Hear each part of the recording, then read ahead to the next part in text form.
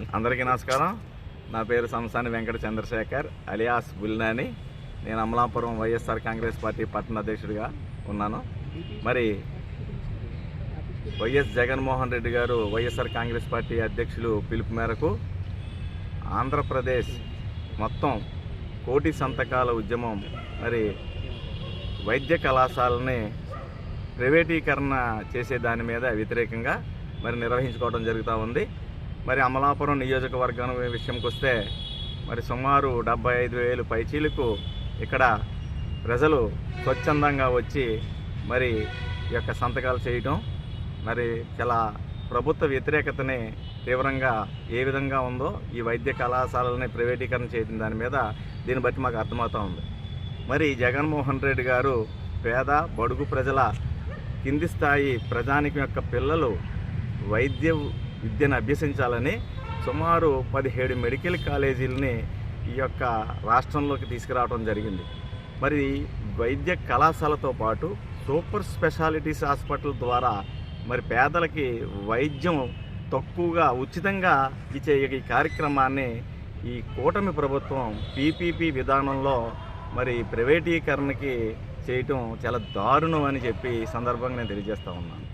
మరి గౌరవ రాష్ట్ర మంత్రివర్యులు శ్రీ వాసంతి సుభాష్ గారు నిన్న వైజాగ్లో ప్రెస్ని అడ్రస్ చేస్తూ మాట్లాడుతూ మరి ఈ యొక్క కోటి సంతకాల ఉద్యమం దాన్ని బోగస్ అని, అదేవిధంగా ఈ సంతకాలన్నీ కార్యకర్తలు పెట్టేశారని ప్రజల యొక్క అభిప్రాయాన్ని ఆయన వ్యంగ్యంగా మాట్లాడటం మరి ప్రజా ఆమోదం కాదని సందర్భంగా నేను ప్రత్యేకంగా తెలియజేస్తూ ఉన్నాను. మరి ఈ రోజున ఈ యొక్క కాలేజీలు ప్రైవేటీకరణ చేయటం వల్ల ఎక్కువ సీట్లు వస్తాయని ఆయన చెప్పడం జరుగుతూ ఉంది.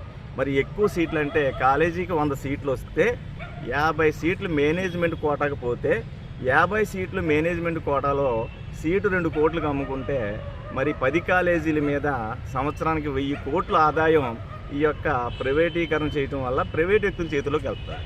దీన్ని సుమారు 30 సంవత్సరాల వరకు ఈ యొక్క పద్ధతి అమల్లో ఉండదని చెప్పడం మీద ఈ యొక్క కూటమి ప్రభుత్వం వాళ్ళ యొక్క కేడర్కి వాళ్ళ యొక్క బినామీలకి 30 సంవత్సరాల్లో 30,000 కోట్ల ఆదాయాన్ని ఈ మెడికల్ కాలేజీల ద్వారా దోచిపెట్టే కార్యక్రమం ఇది. మరి అదేవిధంగా హాస్పిటల్ విషయానికి వస్తే ఈ యొక్క హాస్పిటల్లో ఓపీలు కానీ, అదేవిధంగా మెడికల్ షాపుల మీద కానీ, అదేవిధంగా స్కానింగ్లు కానీ, ఇలాంటి వీటి మీద క్యాంటీన్లు కానీ ఇలాంటి వీటి మీద సుమారు నెలకి 100 కోట్లు ఈ యొక్క హాస్పిటల్ మీద వాళ్ళకి ప్రత్యేకమైనటువంటి ఆదాయం వస్తుంది. ఈ యొక్క ఆదాయాన్ని కూడా సంవత్సరానికి చూస్తే 1000 కోట్లు అంటే సుమారు 30 సంవత్సరాలు 30,000 కోట్లు.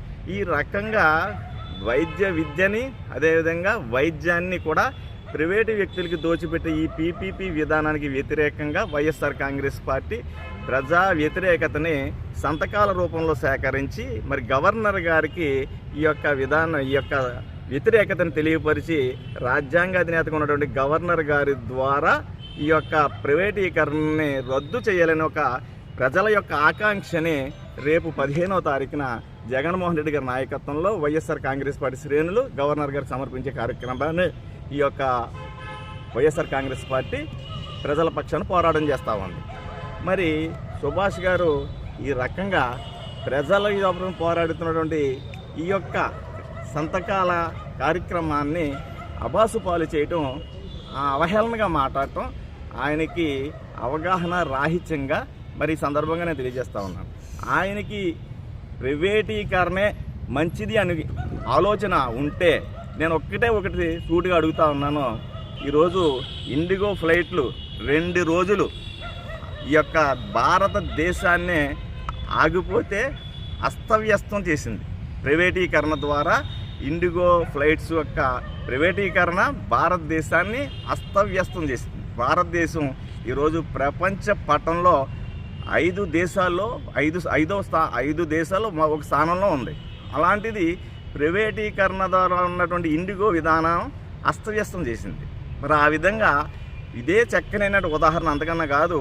మరి మెడికల్ కాలేజీలని ప్రైవేటీకరణ చేస్తే ప్రభుత్వం నుంచి మనకి పేద మధ్యతరగతి వరకు అందవలసినటువంటి విద్యా వైద్యం కూడా ఇదే పరిస్థితి వస్తుంది.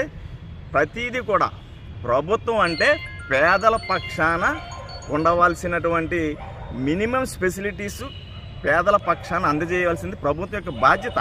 ఇది ప్రైవేటు వారికి ఇచ్చేసి ఈ రకంగా ప్రభుత్వం తప్పించుకుని ప్రైవేటు ముసుగులో ఈ లూటీ చేసే విధానానికి స్వస్తి పలకాలని మరి ఈ కూటమి ప్రభుత్వం వచ్చిన తర్వాత వైజాగ్ స్టీల్ ప్లాంట్ కూడా ప్రైవేటీకరణ చేసేదానికి ముందడుగులు వేస్తూ ఉంది.